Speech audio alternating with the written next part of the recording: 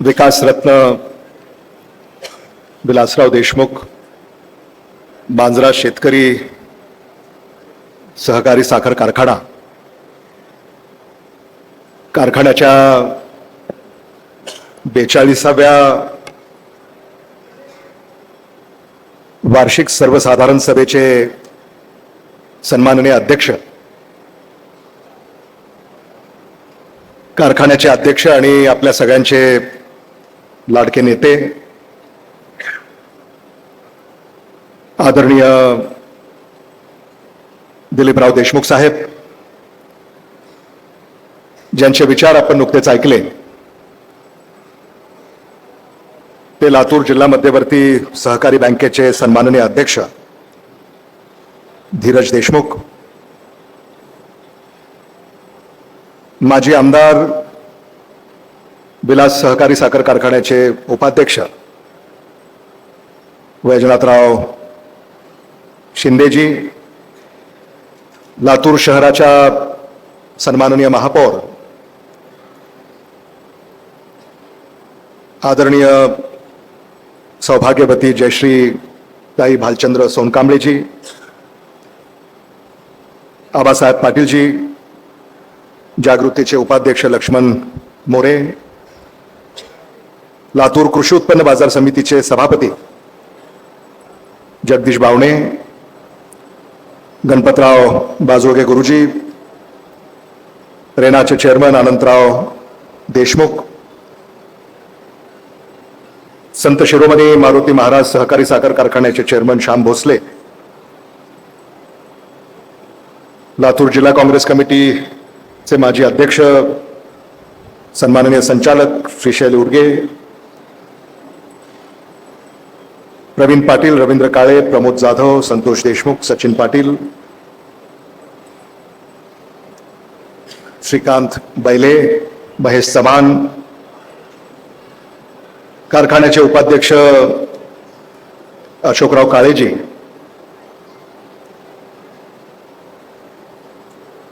कार्यकारी संचालक पंडित देसाई, व्यासपीठावर उपस्थित असलेले मांजरा कारखान्याचे सारे सन्माननीय संचालक, खाते प्रमुख, अधिकारी, कर्मचारी, कामगार, मांजरा परिवाराचे व्यासपीठावर उपस्थित असलेले सारे सन्माननीय संचालक, जिल्हा बँकेचे सारे सन्माननीय संचालक, लातूर शहर महानगरपालिका कृषी उत्पन्न बाजार समिती, लातूर पंचायत समिती, लातूर जिल्हा परिषद याचे सारे सन्माननीय लोकप्रतिनिधी, या सर्वसाधारण सभेला उपस्थित असलेले सभासद बंधू भगिनी, पत्रकार आणि तरुण मित्रांनो,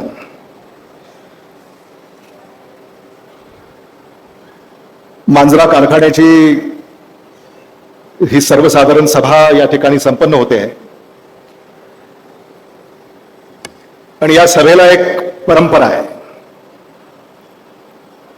ही सभा म्हटलं की आपल्याला आठवण होते आदरणीय विलासराव देशमुख साहेबांची. मांजरा कारखाना हा आदरणीय विलासराव देशमुख साहेबांचा जीव का प्राण.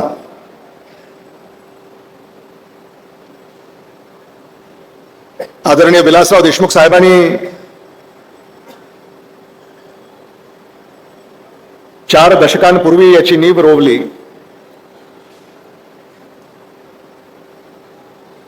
आणि आता 42वी ही अधिमंडळाची सर्वसाधारण सभा आपण या ठिकाणी संपन्न करतोय आणि कदाचित 45 एक वर्ष झाले असतील मांजरा ही कल्पना साहेबांना सुचून. 45 वर्ष. काल परवा विलास सहकारी साखर कारखान्याची सर्वसाधारण सभा झाली आणि ती 24वी अधिमंडळाची सभा होती. ही 42वी अधिमंडळाची सभा आहे. आणि मग मांजरा परिवारामध्ये मग रेणा कारखाना, संत शिरोमणी मारुती महाराज कारखाना, विलास कारखाना, जागृती कारखाना, 21 कारखाना, तर या सगळ्या कारखान्यांनी मांजरा कारखान्याकडनं प्रेरणा घेतली आणि साखर उद्योगामध्ये पदार्पण केलं. आणि एक विचार जेव्हा एखाद्याला सुचतो, तो विचार काय करू शकतो हे आज आपल्या जिल्ह्यानंच नव्हे, महाराष्ट्रातच नव्हे, भारतानंच नव्हे तर जगानं पाहिलंय. असं मी म्हणालो तर ते चुकीचं होईल. आज इथं यावं, काय बोलावं, खरं म्हणजे आपण इथं सारे येतो ऐकण्यासाठी.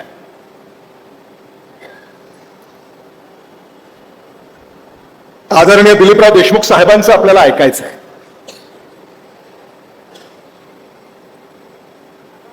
कारखान्याचे उपाध्यक्ष अशोकराव काळे यांनी विस्तृतपणे या ठिकाणी आपलं मनोगत व्यक्त केलं. इत्थंभूत माहिती त्यांनी आपल्यापुढे सादर केलेली आहे. आणि अधिमंडळाची सभा म्हटल्यानंतर ही माहिती सभासदांसमोर मांडावी लागते. अधिमंडळाच्या सभेचे काही नियम आहेत. सभेची कार्यवाही ही आपल्याला पूर्ण करावी लागते.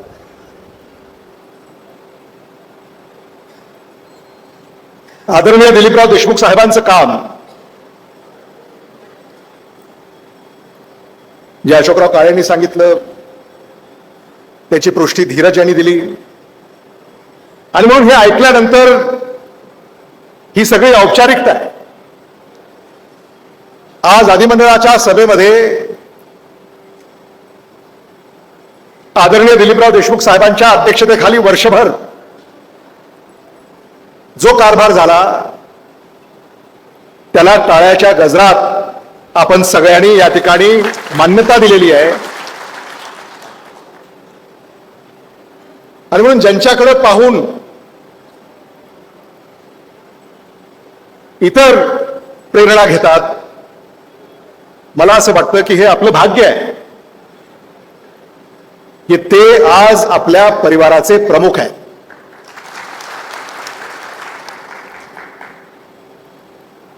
त्यांचं वैशिष्ट्य असं आहे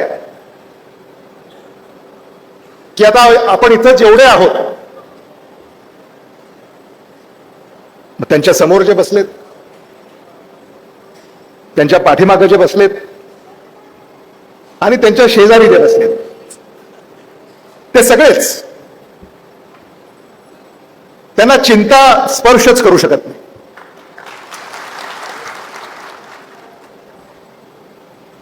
सगळ्या प्रश्नांची उत्तरं त्यांच्याकडे आहेत. प्रश्न उपस्थित होण्या अगोदरच मार्ग आहे. आणि म्हणून मला असं वाटतं की आदरणीय विलासराव देशमुख साहेबांनी जे उभं केलं ते पुढे नेण्याचं काम खऱ्या अर्थानं जर कोणी करत असेल तर ते आदरणीय दिलीपराव देशमुख साहेब करतात. यांत्रिकीकरण कधी ध्यानीमणी सुद्धा कोणाच्या नव्हतं. अनेक कारखान्याच्या बैठकांमध्ये सुद्धा आम्ही उपस्थित राहत असताना ही चर्चा होत असत. कशा एकदम टोळ्या बंद करायच्या, कसे एकदम मजूर बंद करायचे, काय होईल, ऊस तुटला जाईल का नाही. तुमच्यापैकी अनेकांना हे माहिती आहे की आदरणीय दिलीपराव देशमुख साहेबांनी निश्चय केला की आपल्याला 100% यांत्रिकीकरण करायचं आहे आणि त्या दिशेने पावलं उचलली. आणि धीरज यांनी सांगितलं की जगामध्ये विक्रम नोंदवला यांत्रिकीकरणाचा आणि त्यासाठीच आपल्याला भारतातला मानाचा DSTA तुम्हाला माहिती आहे, Deccan sugar technologist association of India, स्वातंत्र्यपूर्व काळातली ही जी एक नामवंत संस्था आहे त्यांनी मांजरा कारखान्याला आदरणीय दिलीपराव देशमुख साहेबांना सन्मानित केलं. हे काही साधन आहे. आज अमेरिकेमध्ये, ब्राझीलमध्ये, थायलंडमध्ये, चीनमध्ये, युरोपमध्ये सगळीकडे आता 100% यांत्रिकीकरण झालेलं आहे. पाश्चात्य देशामध्ये तर ट्रॅक्टरवरचा ड्रायव्हर सुद्धा त्याला एअर कंडिशन केबिन आहे. एअर कंडिशन ट्रॅक्टरवर बसून एसी लावून शेतामध्ये तो काम करतो. त्या दिशेने आता यांत्रिकीकरण होत चाललंय. मला खात्री आहे की येणाऱ्या काळामध्ये आदरणीय दिलीपराव देशमुख साहेबांच्या नेतृत्वाखाली या यांत्रिकीकरणाला जी सुरुवात झालेली आहे ती गरुड झेप घेतल्याशिवाय राहणार नाही, याबद्दल माझ्या मनामध्ये कसलीही शंका नाही. मजुरांनी काय फक्त मजुरीच करायची का? मजुराच्या पोरानं फक्त मजूरच व्हायचं का? हा सुद्धा विचार काकांनी मांडला. आज तो मजुराचा पोरगा इनफिल्डरचा मालक झालाय, हार्वेस्टरचा मालक झालाय, ट्रॅक्टरचा मालक झालाय, ट्रकचा मालक झालाय. आणि म्हणून हा जो काही आमूलाग्र बदल, आणि मांजराने तर सगळे रेकॉर्ड मोडले. रिकव्हरी कमी होईल, 65 येईल, ऊसच येणार नाही, नुकसान होईल, हे सगळं होऊन देखील रिकव्हरी सर्वोत्कृष्ट आहे. ऊसाचा भाव सर्वाधिक आहे. आणि आता मराठवाड्यातले, विदर्भातले, पश्चिम महाराष्ट्रातले आपल्या मांजरा कारखान्याला भेटी देत आहेत की तुम्ही केलं कसं. तो दिवस दूर नाही की जेव्हा उत्तर प्रदेश, बिहार, गुजरात, कर्नाटकातले सुद्धा लोक आपल्या लातूर येथे येतील आणि हे नेमकं तुम्ही कसं केलं हे विचारतील. याला आदरणीय विलासराव देशमुख साहेब नेहमी म्हणत असत, लातूर पॅटर्न. याला काय म्हणावं? याला लातूर पॅटर्न. आणि म्हणून ज्या क्षेत्रामध्ये आदरणीय विलासराव देशमुख साहेबांचा विचार आला, आदरणीय दिलीपराव देशमुख साहेबांचं कर्तृत्व आलं, तिथं मागे वळून पाहण्याची गरज कधी भासली नाही. हे तुम्ही उघड्या डोळ्यानं गेली 50 वर्ष पाहताय. सरकार सुद्धा 5 वर्षात बदलतं, 10 वर्षात, 15 वर्षात सरकार बदलतात. पण हे सरकार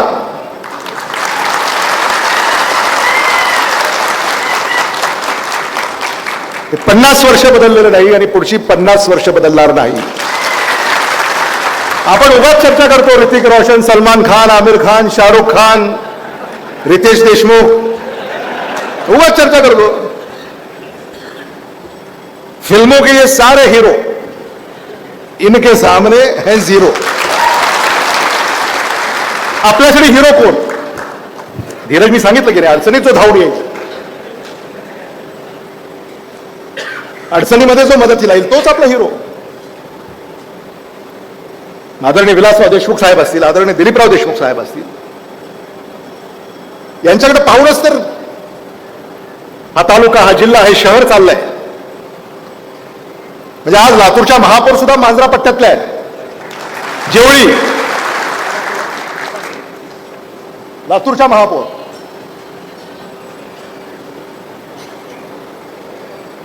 हे सारं आज तुमच्या आशीर्वादानं, तुमच्या सहकार्यानं, प्रेमानं, विश्वासानं हे सगळं चाललेलं आहे.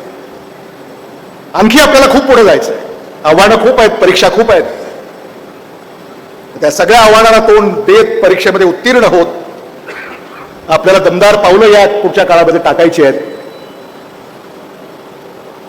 आणि आज पुन्हा एकदा तो निश्चय आपण करण्यासाठी या ठिकाणी एकत्रित आलेले आहोत. खरं म्हणजे अशोकराव काळे यांनी फार मनाच्या मोठापणा त्यांनी दाखवला.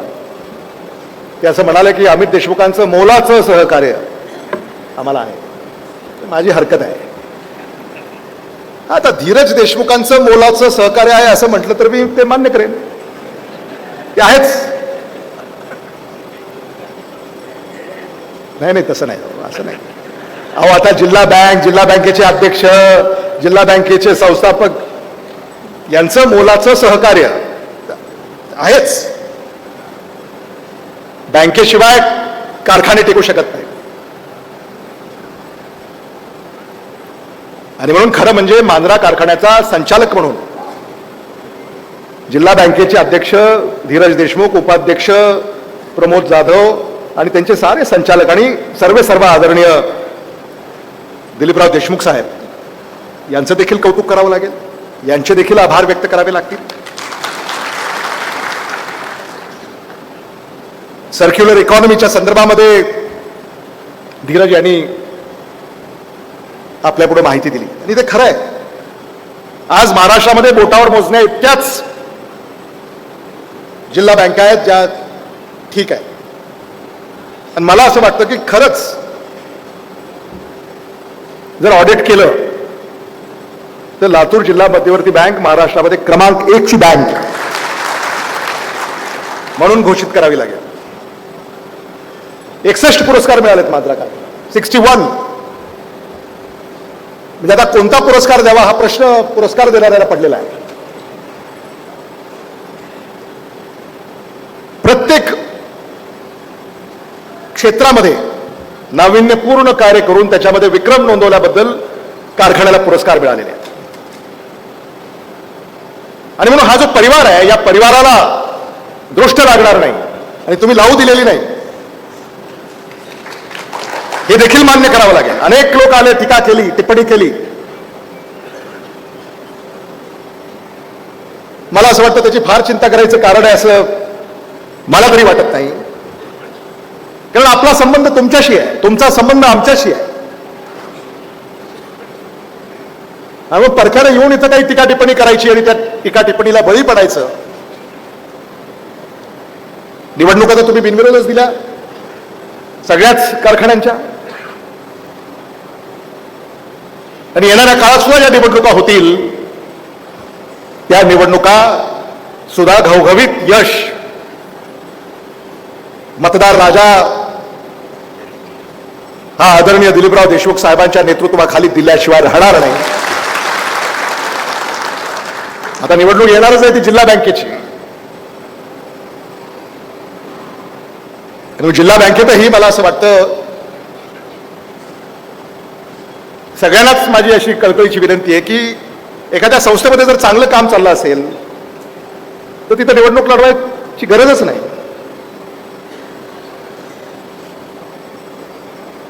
आणि मग फक्त राजकारण करण्यासाठी निवडणुका लढवायच्या हे न करता जिथं सहकार सुरक्षित आहे, विरोधासाठी विरोध कोणी करणार नाही अशीच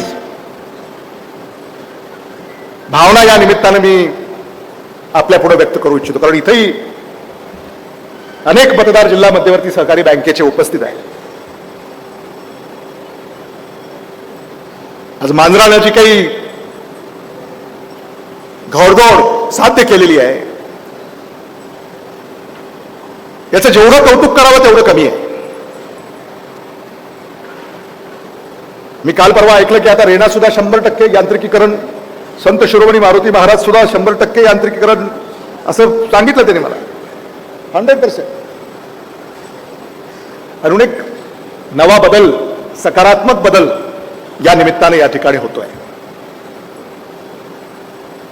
तालुक्यामध्ये अनेक प्रश्न आहेत, पिकाचे, पीक विम्याचे, पाण्याचे, सिंचनाचे, विजेचे.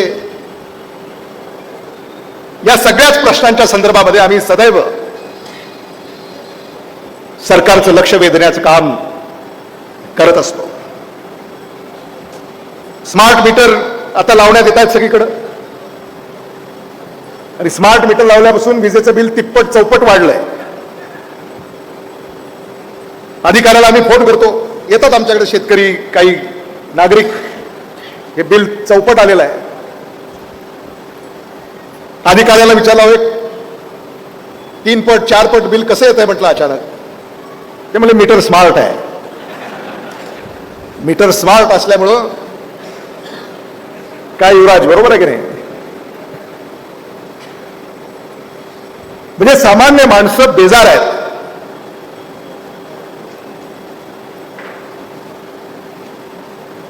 शक्तीपीठ महामार्ग आपल्या तालुक्यातून चाललाय. एके दिवशी बालाजी पांढरे आले बाबळगावला,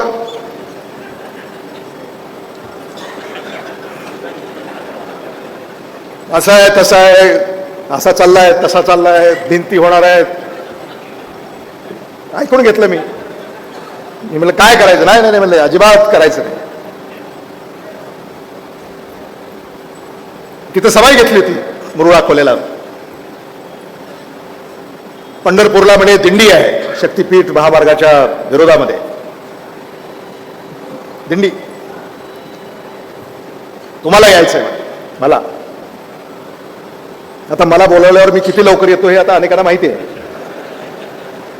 नाही का? यावं लागेल म्हणाले. सगळे आले होते. मी म्हणतो ठीक आहे, बघू करू. राजू शेट्टीचा फोन, बंटी पाटलाचा फोन, जयंत पाटलाचा फोन, आम्ही येतोय म्हटले तुम्ही या. पंढरपूरला गेलो. बालाजी पांढरे गावाकडे आले तेव्हा म्हणाले जीव देऊ म्हणाले, पण शक्तीपीठ महामार्ग होऊ देणार नाही.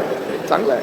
माझंही मन भारावून गेलं की आपला एक सहकारी जीव द्यायला तयार आहे. दिंडीला गेलो, पोचलो. 4-5 किलोमीटर पावसात ओलं चिंब झालं सगळं. पंढरीचे दर्शन घेतले वगैरे. तिथं सभा होती.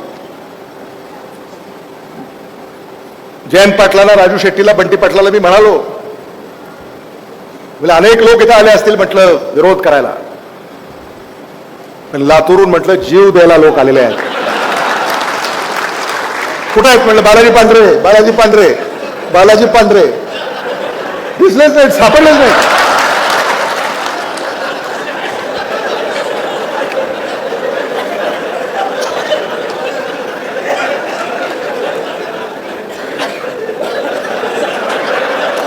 म्हणजे बालाजी पांढरे एवढे चाणाक्ष आहेत.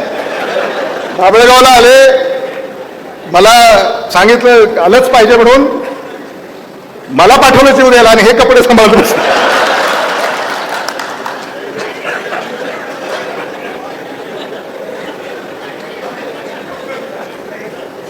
चौकशी केली तिथं, कुठे आहेत काय काय म्हणले, काही कदाचित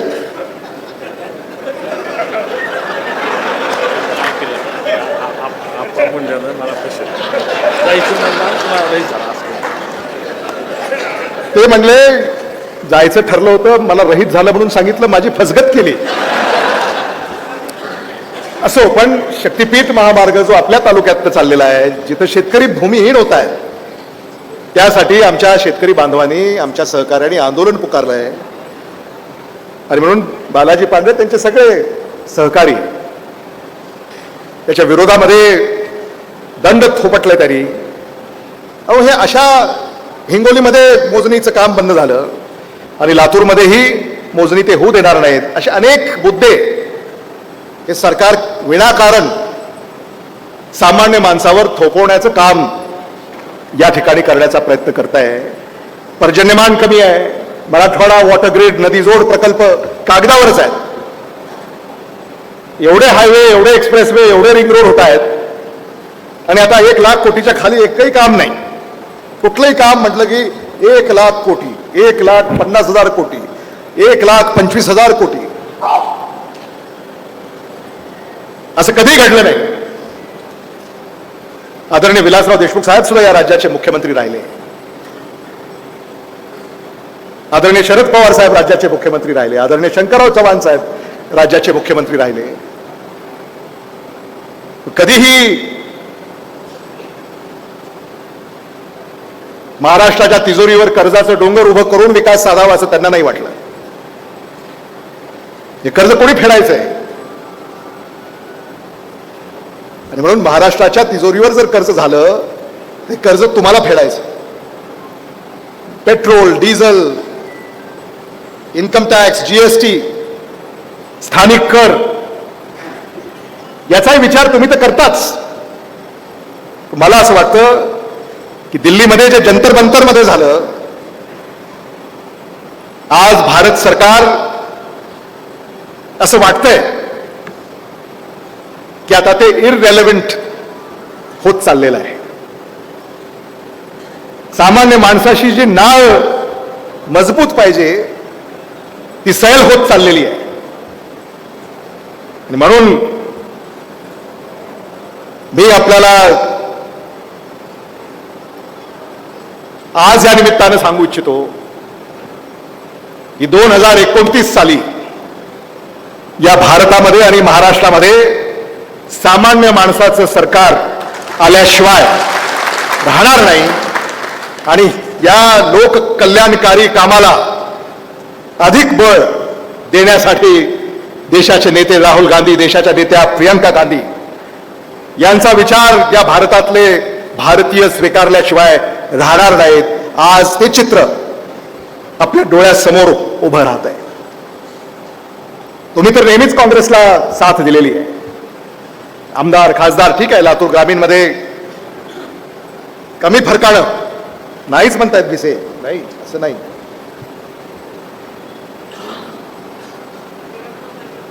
हा ते आता हे सुद्धा विसरून चालणार नाही. हे आपल्या मांजरा पट्ट्यात होतच कसं.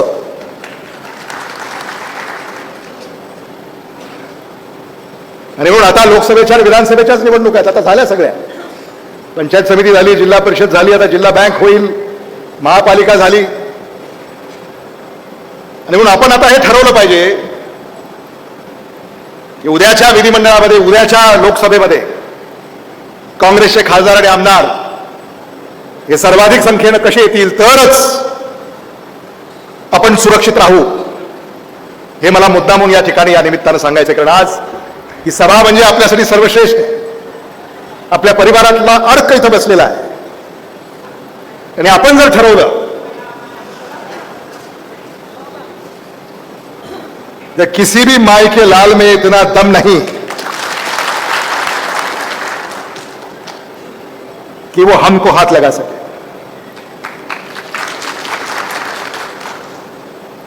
जेवढ्या फरकानं मी निवडून आलो तेवढ्या फरकानंच धीरज निवडून येऊ शकले नाही. काही होऊ शकलं असतं.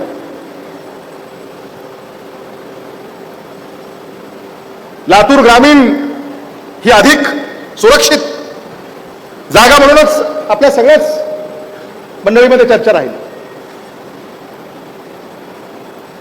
ग्रामीणहून कार्यकर्ते यायचे शहरात तर आम्हाला सांगायचे काळजी घ्या बरं का, जरा बघा करा. आम्ही बाहेरच होतो दिवसभर आणि ते योग्य होतं. त्यांचं काळजी होती म्हणून ते सांगायचे जरा बघा, इथं जा, तिथं बोला, हा काय करतोय बघा.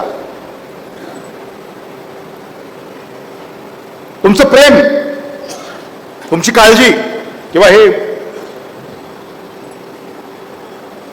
म्हणून मला असं वाटतं की आता तुम्ही येणाऱ्या ज्या सार्वत्रिक निवडणुका आहेत त्या 2-2.5 वर्षानं होतील. डिलिमिटेशन होईल, रचना बदलेल, महिला आरक्षण येईल, काय माहिती नाही काय होईल. काहीही झालं तरी लातूर ग्रामीणमध्ये आपण आपला झेंडा फडकवायचा.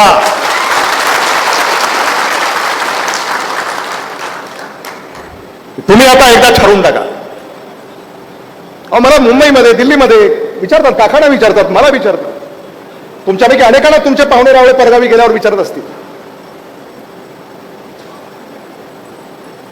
आणि म्हणून एवढं राबायचं आणि मग पुन्हा तुम्ही जर काळजी वाहणार नसाल आणि तुम्ही जर कवच कुंडल आणि ढाल म्हणून आपली भूमिका बजावणार नसाल तर मग लढायचं कोणासाठी. काय जयचंद प्लस होतं का मायनस होतं का. आणि मागच्या बर ठीक आहे, पास तुम्ही पास बसा.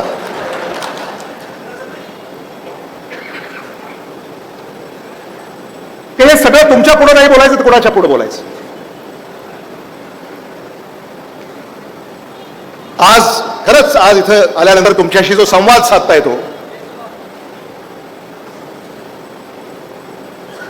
याचा मला आनंद आहे. मांजरा कारखान्याने